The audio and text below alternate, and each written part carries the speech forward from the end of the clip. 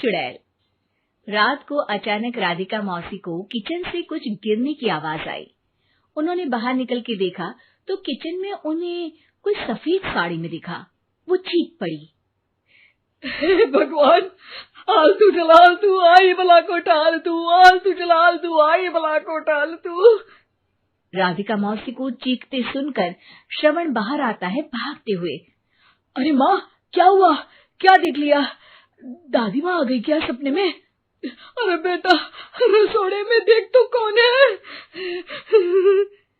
श्रवण रसोड़े में झांक कर देखता है और उसे कोई नहीं दिखता अंदर। अब रसोड़े में तो कोई नहीं है माँ। कोई सफेद साड़ी में नहीं है क्या? नहीं माँ, कोई भी नहीं है। चिल्लम चिल्ली की आवाज सुनकर काजल भी वहां आ जाती है। अब क्या हो गया माँ जी? अरे बेटा, रसोड़े में एक चुड़ैल थी सफेद साड़ी में। अरे क्या कर रही थी वो अंदर? अरे बताया नहीं, कल आएगी ना तो पूछ लूंगी। चुड़ैल जी, आपका क्या प्लान है? माँ जी, रात बहुत हो गई है, आपने कोई बुरा सपना देखा होगा, चलिए सो जाइए। राधिका मौसी सोने तो चली जाती है, पर उनको रात भर नींद ही नहीं आती। वो कुछ भी उलझुल बातें सोचने लगती है। कहीं चुड़ैल की वजह से तो घर में टेंशन नहीं हो रहा, कहीं उसी की वजह से तो वो दादी नहीं बन पा रही। सुबह जब राधिका मौसी रसोड़े में छानबीन करती है तो पाती है कि नींबू का अचार गायब है। चुड़ैल नींबू का अचार ले गई? मुझे तो ठीक नहीं लग रहा कुछ। चुड़ैल को भी पता है कि जिंदगी का असली मजा तो खट्टे में ही है। राधिका मौसी झट से श्रवण को फोन कर देती है। बेटा, मुझे समस्या समझ में आ गई है, हमें एक तांत्रिक की जरूरत है। अरे क्या बोल रही हो माँ, तांत्रिक की क्या जरूरत है? आप पूजा पाठ तो कर ही रही हो ना। आलतू जलालतू मंत्र सारे फालतू जैसे कुछ मंत्र पढ़ो, चली जाएगी अपने आप चुड़ैल। अरे नहीं बेटा, कभी चुड़ैल को कम नहीं समझते। अरे तुझे पता भी नहीं चलेगा कि कभी वो छल करके काजल की जगह घर की बहू खुद बन जाएगी। क्या माँ, कुछ भी बोल रही हो?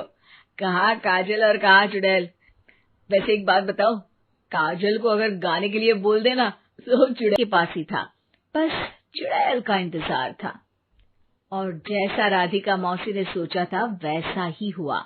वो चुड़ैल उस रात भी आई, पर वो राधिका मौसी से तेज निकली और राधिका मौसी के उससे पकड़ने के पहले ही वो भाग खड़ी हुई। जरूर बहू पे साया है उस चुड़ैल का, तभी तो श्रवण के कमरे में गई है। और अगली सुबह राधिका मौसी पिछली रात हुए हमले में किन चीजों का नुकसान हुआ उसका हिसाब लगा रही थी। उनके खेमे से एक आम के अचार की शीशी भी गायब हो चुकी थी और वो इमली भी जो कल श्रवण लेकर आया था। राधिका मौसी इस बारे में सोच ही रही थी कि श्रवण जल्दी से रसोड़े में आकर दवाइयों की पोटली ढूंढने लगता है। अरे बेटा, क्या हो गया?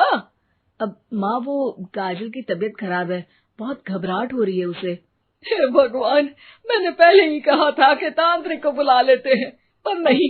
अब देखो, उस चुड़ैल ने काजल को अपने वश में करना शुरू भी कर दिया है। हालांकि श्रवण भूतों में विश्वास नहीं करता था, पर अब वो भी डर जाता है और राजी हो जाता है एक तांत्रिक को बुलाने के लिए। कुछ ही घंटों में तांत्रिक आ जाते हैं और राधिका मौसी तांत्रिक जी को सब बता देती है। घोर संकट, घनघोर संकट, चुड़ैल को मारू जोर चाकट, ओम भट स्वाहा खटखा के आहा। अरे ये क्या मंत्र है? मेरे खुद के ओरिजिनल मंत्र है, कल रात को ही लिखे हैं, अच्छे लगे तो दाद चाहूंगा। एक और मंत्र सुनो। अर्ज किया है आब्राकडाब्रा, दिल्ली बम्बई आगरा, चंदा मामा सोवरले सुरन मामू जारा। ये मंत्र है? अरे कोई चालीसा वालीसा पढ़ो ना। वक्त कम है, 40 नहीं पड़ेंगे, 20-25 में काम चलाना पड़ेगा। अलग निरंजन जाके लंदन, मुफ्त का मंजान घिस मेरे नंदन। अरे जल्दी करो तांत्रिक जी, जल्दी करो। तांत्रिक अपने उल झलूल मंत्र पढ़ने लगता है। श्रवण को तांत्रिक पे शक होता है। वो अपने एक डॉक्टर दोस्त को कॉल कर देता है ताकि कोई अनहोनी हो तो इमरजेंसी में चीजें मैनेज हो जाए। तांत्रिक धुनी रमाता है जिसकी वजह से कमरे में काफी धुआं हो जाता है और जिसकी वजह से बहू की घबराहट बढ़ जाती है। अब भागेगी चुड़ैल। हाँ। बहू खांसते हुए धुएं से बचने के लिए बाहर चली जाती है। अरे भाग रही है, भाग रही है। पीछे पीछे श्रवण भी जाता है। बहू एक सोफे पर बैठ जाती है। तभी डॉक्टर दोस्त आ जाते हैं और श्रवण को पानी लाने के लिए कहते हैं। थोड़े चेकअप के बाद डॉक्टर कहते हैं, मेरे हिसाब से जाप का काम पूरा हो गया है। क्या मतलब? अरे कुछ भी नहीं माँ, कोई चुड़ैल नहीं है, खुशखबरी है, अब दादी बनने वाली है। मगर वो सब अचार के डब्बे।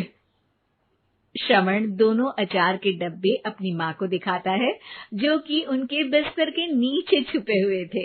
आपने सही बोला था माँ, वो चुड़ैल काजल ही थी जो खट्टा खा रही थी। हमें कल ही पता चला, पर हमने आपको ये तांत्रिक वाला काम करने दिया ताकि आपको भरोसा हो जाए कि भूत वगैरह कुछ होता ही नहीं।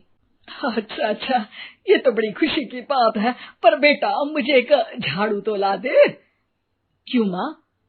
ये तांत्रिक का भूत उतारती हूँ मैं।